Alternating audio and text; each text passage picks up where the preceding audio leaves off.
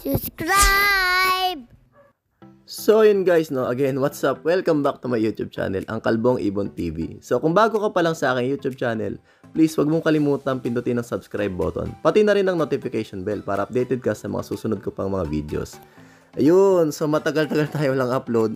Bali ito, may magbabago ng kaunti sa ating content. Kaya kung mapapansin nyo, linis-linis tayo rito sa ating backyard. Meron kasi ako naisipang gawin. Medyo kakaiba to kaysa doon sa mga kina-content natin. Ito naman ay yung pag-garden. Naisipan ko to kasi nga nagtataasan ng mga bilihin. Yun. So naisip ko magtanim yung mga edible, mga makakain na gulay-gulay. Mayroon kasing problema dito sa backyard. Dati nagtry na kami magtanim. Yun nga. Puro namamatay lang yung aming tinatanim. Hindi nabubuhay. So meron akong group na sinalihan sa Facebook. Tapos ito nga, may mga sinuggest sila. Ito naman nakikita ko kasi yung iba nagtatanim sa paso lang, nabubuhay na sila ng pananim. Gaya ng mga mais, yan, sili, kamatis. So ito, imbis na paso, yan, nakaisip ako, meron kasi ritong bakante pang, eto, yan, yung bathtub na hindi naman ginagamit na. Bali sa ate ko talaga to, pinagpaalam ko na lang. So okay daw. Tapos yan, meron akong container, pwede ring taniman pa. Yan, ilalagay ko to doon sa sa lupa para hindi na natin rektang itatanim sa lupa. Then bibili na lang ako ng loam soil kasi nga maganda daw 'yon. Matabang lupa raw 'yon, tsaka garden soil paghahaluin. Hindi ako masyadong maalam sa pagtatanim. Yan. Ito pala, may alaga pala akong mga manok yan, oh. Pag naglakihan yan, pwede nating isama sa ating menu. Yan.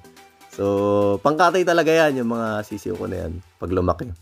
Ayan, meron tayong mga ganito.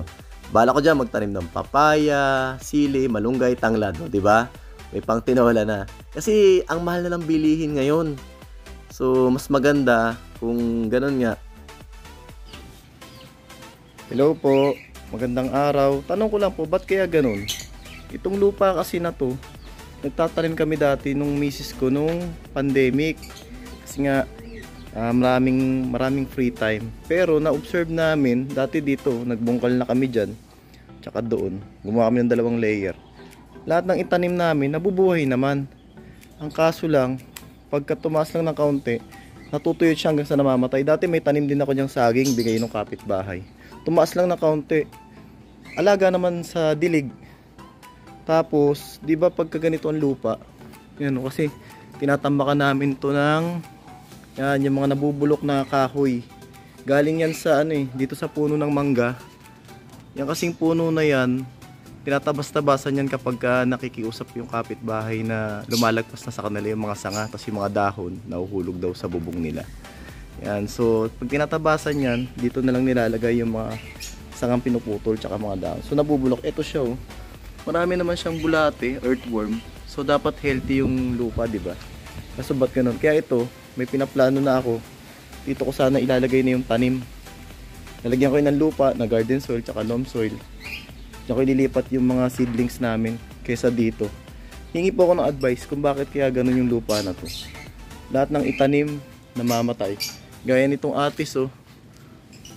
Pinutol ko na lang kasi patay na rin siya, eh. Yan, nagtabas na nga rin ako. Ito dati masipag siyang mamunga. Yan, parang nalalagas na yung dahon tsaka naninilaw na rin at natutuyo.